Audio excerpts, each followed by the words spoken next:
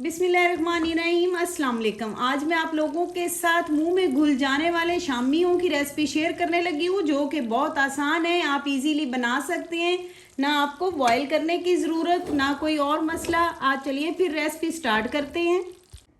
बहुत मज़ेदार मुंह में घुल जाने वाले शामी कबाब की रेसिपी हम बनाने लगे हैं। ये बहुत मज़े के बनते हैं। मैंने आधा किलो मटन लिया है, इसका मैंने कीमा बनवा लिया है। इसमें फ़ैट भी है, मैंने फ़ैट के साथ लिया है।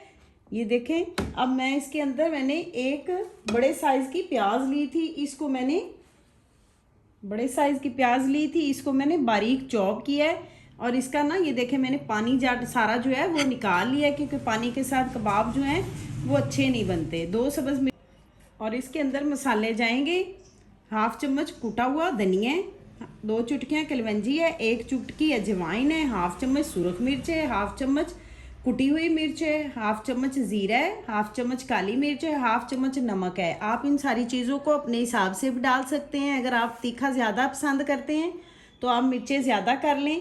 वैसे तो हमने सब्ज़ भी डाली हैं और ये रेड वाली भी। ये अब सारे मसाले हम इसके अंदर डाल देते हैं। इसको सारी चीज़ों को हम अच्छे से मिक्स कर लेते हैं। इसको जितना अच्छा हम मिक्स करेंगे उतना अच्छा हमारा ये बन के तैयार होगा शामियों का मसाला। इसको हमने बहुत अच्छे से ऐसे दबा दबा के इस तरह इसको हमने मिक्स करना है सारी चीज़ों को, क्योंकि हमारे जो मसाले हैं वो जितने अच्छे गोश्त में लगेंगे उतना ही इसका अच्छा मसाला। टाइम ना हो तो आप इसको फ़ौरन भी बना सकते हैं। इसको अब हम साइड पे करते हैं। हाँ जी, अब हम इसकी शामियाँ बना लेते हैं। इस तरह हम बैटर ले लेते हैं। ये देखिए, कीमे को इस तरह हमने, आपकी मर्ज़ी है, आपने जो साइज़ बनाना हो, जो शेप बनानी हो, लेकिन ये थोड़े से बड़े होंगे। हाँ जी, ये देखिए मैंने सारी शामियाँ जो हैं वो बना ली हैं। अब हम इनको साइड पे करते हैं। हाँ जी, अब मैंने एक पैन ले लिया। पैन के अंदर मैं आधे कप के करीब इसमें मैं घी डाल रही हूँ। आपकी मर्ज़ी है, आप इसको ऑयल में बनाना चाहें तो आप इसको ऑयल में भी बना सकते हैं। मैं इसको घी में बना रही हूँ। हाँ जी, घी हमारा जो है वो गर्म हो गया। अब हम इसके अंदर इस तरह उठा के ऐसे शामियाँ डाल देते हैं। आँच को हमने मीडियम रखना है, आँच को हमने तेज़ नहीं रखना। अगर आँच तेज़ होगी तो कीमा हमारा कच्चा है और वो जलना स्टार्ट हो जाएगा, वो अंदर से अच्छे से कुक नहीं होगा। इसीलिए हमने आँच को मीडियम रखना है। हाँ जी, ये देखिए सारे कबाब मैंने डाल दिए हैं इस तरह। अब हम इनको अच्छे से एक साइड से अच्छे से कुक करेंगे। हमने आँच को तेज़ नहीं करना, आँच मीडियम रहेगी। अगर आँच तेज़ हुई तो ये जल जाएंगे। इनको हम अच्छे से एक साइड से कुक करते हैं, फिर हम दूसरी साइड से इसको पलटेंगे। ये हमारे बहुत मज़े के मुंह में घुल जाने वाले कबाब हैं। आप इनको झटपट ईद के दिनों में आप इसको झटपट के लिए बना सकते हैं। ज़्यादा टाइम भी नहीं लगता, ना कोई चीज़ बॉईल करने की ज़रूरत है। इसी तरह हमने सारी चीज़ों को, बेसिक मसाले हैं जो हमारे घर में मौजूद हैं। हाँ जी, अब हम इसको चेक कर लेते हैं।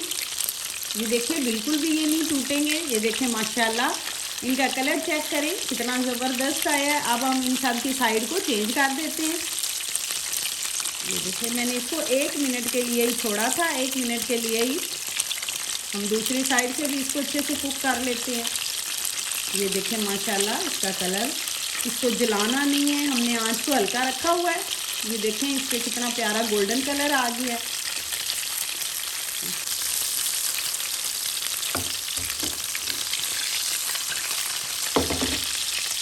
और जब हमने इसकी इस साइड को चेंज करना है ना दूसरी साइड से, तो हमने इसको हल्का सा ऐसे दबाना है, ताकि इसके अंदर जो पानी वगैरह होगा वो भी अच्छे से सौते हो जाएगा। इस तरह जो प्याज वगैरह हमने डाले हैं मसाले में या मटन में, जो पानी वगैरह होगा, इस तरह हम हल्का सा इसको प्रेस करेंगे इस तरह।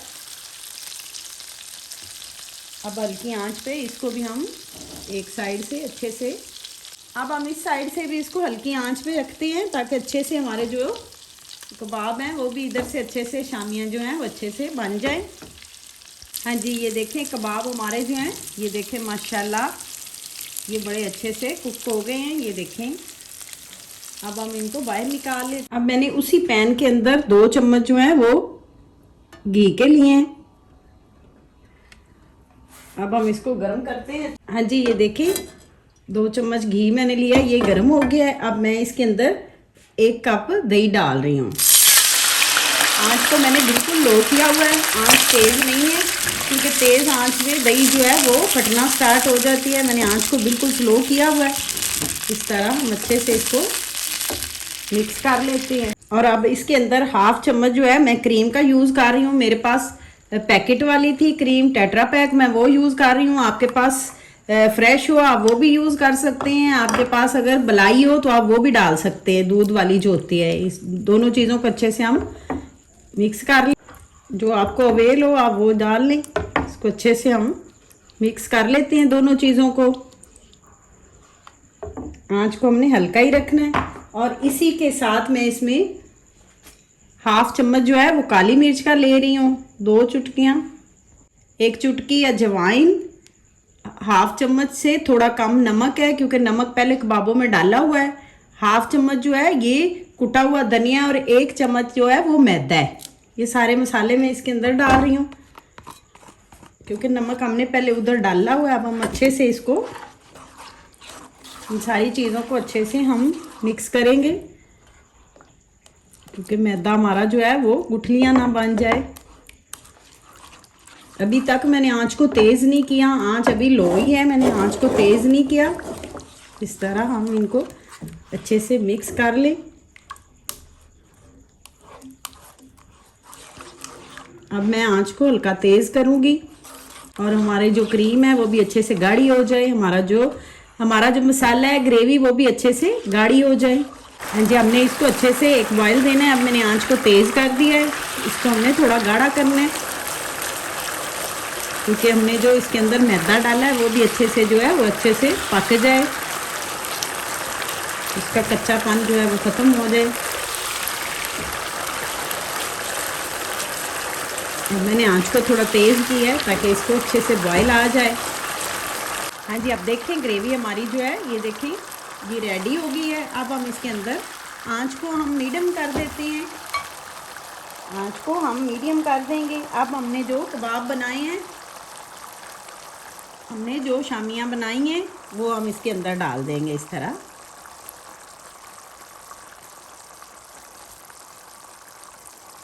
इस तरह हम इसको ग्रेवी में छोड़ेंगे। हाँ जी, अब हम इसको चेक करते हैं। बिस्मिल्लाहिर्रहमानिर्रहीम। ये देखें माशाल्लाह कितने ज़बरदस्त, ये देखें ऑयल भी सेपरेट हो गया। अब हम इसको शामियों को डिश आउट करते हैं। बिस्मिल्लाहिर्रहमानिर्रहीम। हाँ जी, हमारे बहुत मज़े के शामी कबाब बन के रेडी हुए हैं, ग्रेवी वाले। ये देखें ये बहुत डिफरेंट है, आप इनको एक बार ज़रूर ट्राई कीजिएगा। अगर आप लोगों को मेरी रेसिपी अच्छी लगी हो तो मेरे चैनल को लाइक करें, अगर चैनल पे न्यू है तो चैनल को सब्सक्राइब कीजिएगा। दुआओं में याद रखिएगा। मिलते हैं एक नई रेसिपी के साथ।